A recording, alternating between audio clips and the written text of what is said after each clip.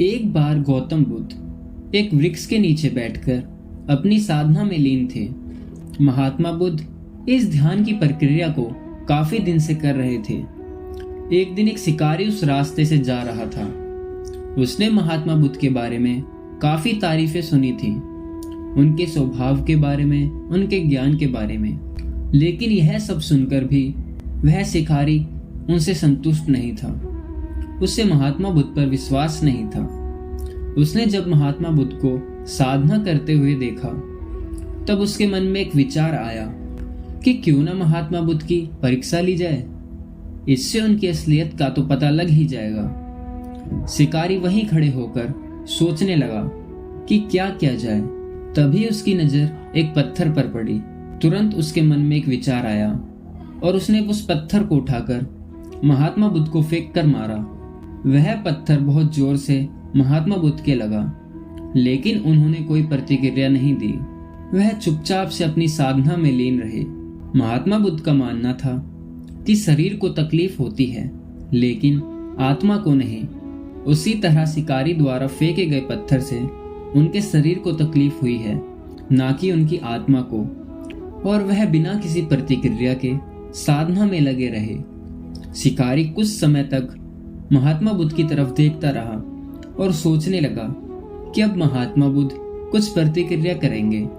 लेकिन महात्मा बुद्ध तो अपनी साधना में लीन थे। उन्होंने कोई भी प्रतिक्रिया नहीं की। ये देखकर कुछ देर बाद उस शिकारी ने दोबारा से पत्थर फेंका। वह पत्थर अब की बार महात्मा बुद्ध की आंखों के ऊपर लगा और उस जगह से खून बहने लगा। महात्मा बुद्ध को महसूस हो गया कि उनके शरीर से रक्त बह रहा है, लेकिन तब भी वह अपनी साधना से नहीं उठे, ध्यान करते रहे। यह सब देखकर वह शिकारी और भी क्रोधित हो गया और उसे समझ नहीं आ रहा था कि इतनी चोट लगने के बाद भी वो कुछ क्यों नहीं बोल रहे हैं। तब उसने और क्रोध में आकर एक और पत्थर उन्हें फेंक कर मार दिया। अब की बार महात्मा बुद्ध के शरीर से बहुत ज्यादा रक्त बहने लगा। उन्हें पीड़ा इतनी हो रही थी कि उनकी आंखों से आंसू बह रहे थे, लेकिन तब भी महात्मा बुद्ध ने अपनी साधना नहीं छोड़ी। ये देखकर उस शिकारी से अब रहा नहीं गया और वह उनके पास गया और बोला कि हे महात्मा, मुझे आपसे कुछ पूछना है। जैसे ही महात्मा बुद्ध ने अपनी आंखें खोली, वह शिकारी उनकी आंखों की चमक से ही हैरान हो गया। तभी महात्मा बुद्ध ने कहा, पूछो, क्या पूछना है तुम्हें? शिकारी ने कहा कि जब मैंने आपको पत्थर मारा तो आपने कोई प्रतिक्रिया नहीं की, जबकि आपको चोट लगी है, आपको पीड़ा भी हो रही है, लेकिन इसके बावजूद भी आपने कुछ नहीं कहा। तब महात्मा बुद्ध ने बड़े सरलता के साथ कहा कि इससे मेरे शरीर को कष्ट हुआ है, मेरे मस्तिष्क को नहीं।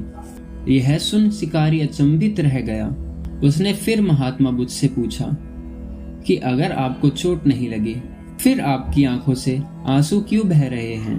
तब इस पर महात्मा बुद्ध ने कहा, तुम्हारे द्वारा किए गए इस अनुचित कार्य के परिणाम के बारे में मेरा मस्तिष्क, मेरी आत्मा विचार करके रो रही है। तुमने इतना बड़ा पाप किया है, तुम्हें कैसी सजा मिलेगी? मेरे मस्तिष्क में यही विचार आ रहा है। महात्मा बुद्ध की बातों को सुनकर शिकारी एकदम हैरान हो गया और वह महात्मा बुद्ध के चरणों में गिर गया और महात्मा बुद्ध से क्षमा मांगने लगा और बोला कि हे महात्मा बुद्ध, मुझे क्षमा करें। मुझे आप पर विश्वास नहीं था। मुझे लगता था कि आपकी हर चीज झूठी है, लोग बेकार ही आपकी बढ़ाई करते हैं, परंतु आज मुझे यह यकीन हो गया कि आपका ज्ञान सत्य है। मुझे क्षमा करें और आप मुझे अपने पास शरण दें। महात्मा बुद्ध बहुत ही दयालु थे, इसलिए उन्होंने शिकारी से कुछ नहीं कहा। उसे क्षमा कर उसे अपना आशीर्वाद दे दिया।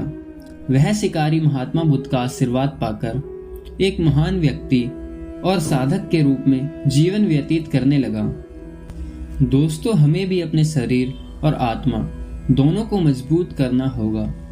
चाहे कितनी भी पीड़ा क्यों ना हो, हमें उसे बर्दाश्त करना होगा। यदि आप उस पीड़ा के आगे हार जाओगे तो आप कमजोर पड़ जाओगे। इसलिए खुद को मजबूत करो। यदि आपने स्वयं को कठोर बना लिया तो कोई आपको नहीं तोड़ सकता, चाहे आपकी परिस्थिति कैसी भी क्यों ना हो।